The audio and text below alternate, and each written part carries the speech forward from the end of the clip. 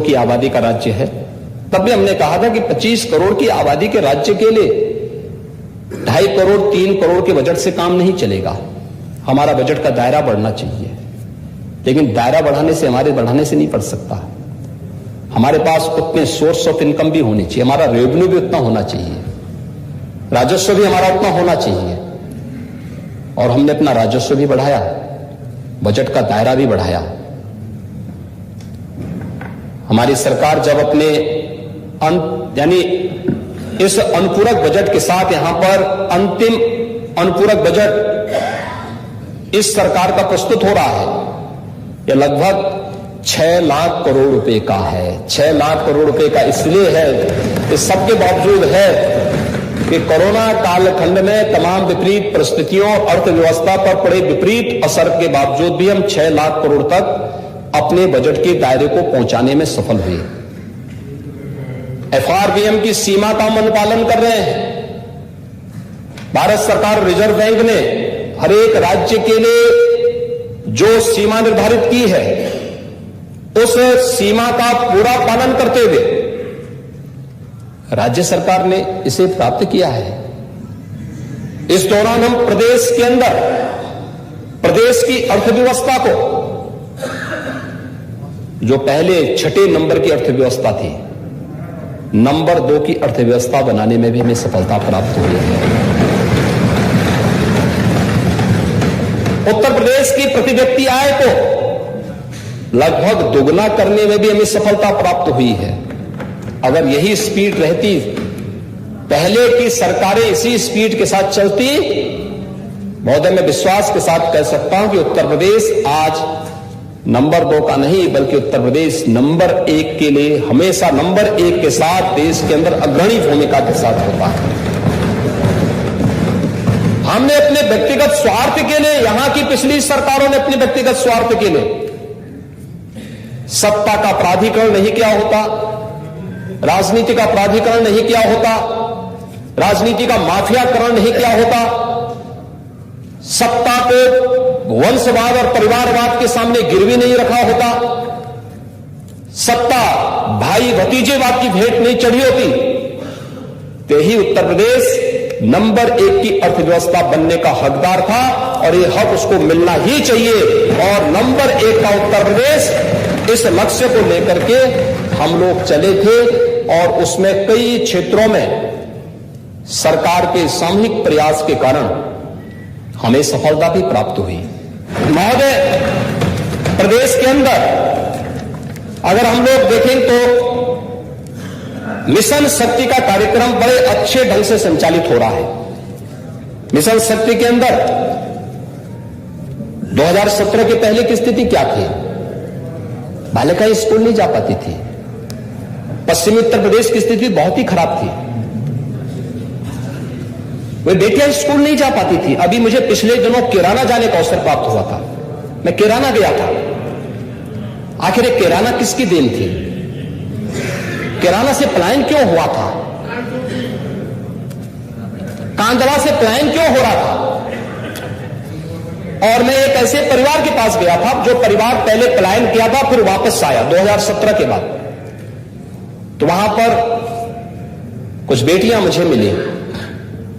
मैंने उनसे पूछा, मैंने कहा स्कूल जाती हैं? उन्होंने कहा हां। मैंने कहा स्कूल जाने में भय तो नहीं लगता है? कहा साहब अब भय कैसे लगेगा, अब तो हमारी अपनी सरकार आ गई है जो सुरक्षा प्रदान कर रही है। और वास्तव में ये प्रदेश की हर माता, हर बहन और हर बेटी का आशीर्वाद इस सरकार को मिला है इस मामले में, और वह सम्मान इस रूप में मिला है, वह आशीर्वाद इस रूप में मिला है क्योंकि सुरक्षा का बेहतर वातावरण हमारी सरकार ने उनको दिया है। आपने देखा होगा एक माफिया वहां घूम रहा था और वह माफिया जमानत करा के आया था, बाद में अपनी जमानत तोड़ करके अंदर फिर चला गया। ये होती है सरकार की धमक, इसी को कहते हैं धमक, क्योंकि ये माफिया बहुत सारे लोगों के शागिर्द है।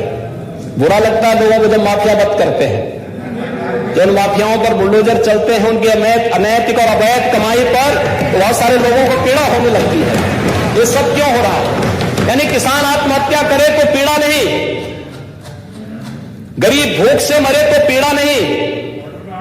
जब लोग इंसेफ्लाइटिस से पूर्वी उत्तर प्रदेश और प्रदेश के 38 जनपदों में मस्तिष्क ज्वर से मरते थे बच्चे, तब पिछली सरकारों में पीड़ा नहीं होती थी। जब बालिकाओं की इज्जत के साथ सरेआम खिलवाड़ होता था, तब उन्हें पीड़ा नहीं होती थी।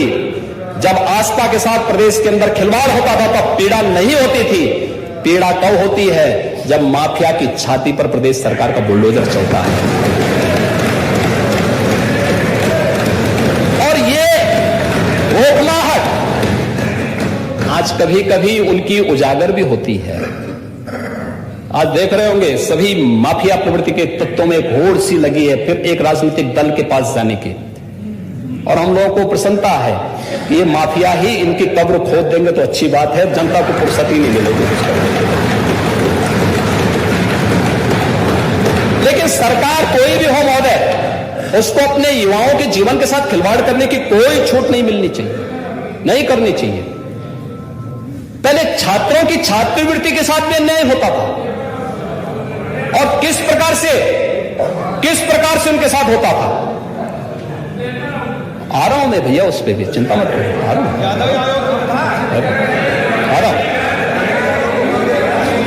हूं उस पर भी। महोदय, पिछली सरकार में 12 से 17 के बीच में कुल 76 लाख युवाओं को छात्रवृत्ति दी गई, और इसमें भी ये 76 लाख स्कॉलरशिप वह है जो हम लोगों ने SC ST के छात्रों को 2016 की रोक दी गई थी पिछली सरकार के द्वारा। मार्च 17 में जब हम लोग आए, तब हम लोगों ने वो राशि रिलीज करवाई थी कि भाई ये छात्रों की कौन गलती है। ये अनुसूचित जाति जनजाति की बात करते हैं।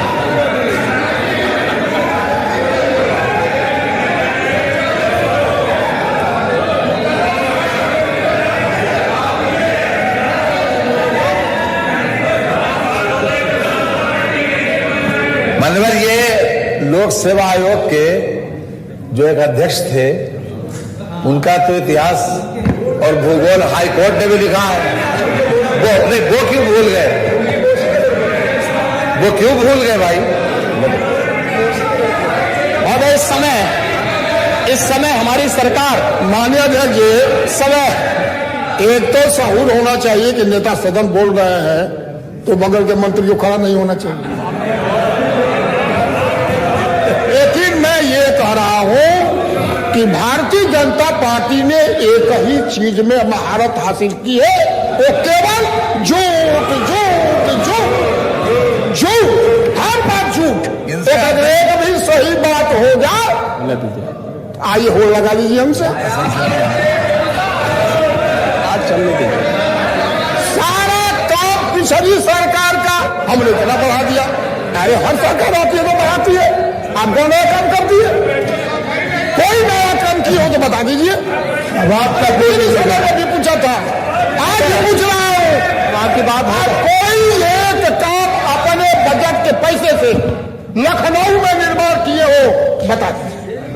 देखिए, स्वर्गीय चंद्रशेखर जी ने अपने रहते अपने पुत्रों को और अपने परिवार को कभी राजनीति में नहीं सक्रिय होने दिया था। परिवार के लिए कोई जगह नहीं थी। आप चंद्रशेखर जी के शिष्य हैं, कोई हमें इसमें संदेह नहीं। राजनीति में उन्होंने कुछ मानक गढ़े थे। आज चंद्रशेखर जी के पुत्र हमारे साथ में हैं। और इसीलिए मैं कहता हूं, देखिए, आचार्य रजनीश एक बहुत अच्छे आधुनिक चर्चित दार्शनिक थे। उन्होंने एक बात कही थी कि समाजवाद जो नया समाजवाद है, उन्होंने कहा था समाजवाद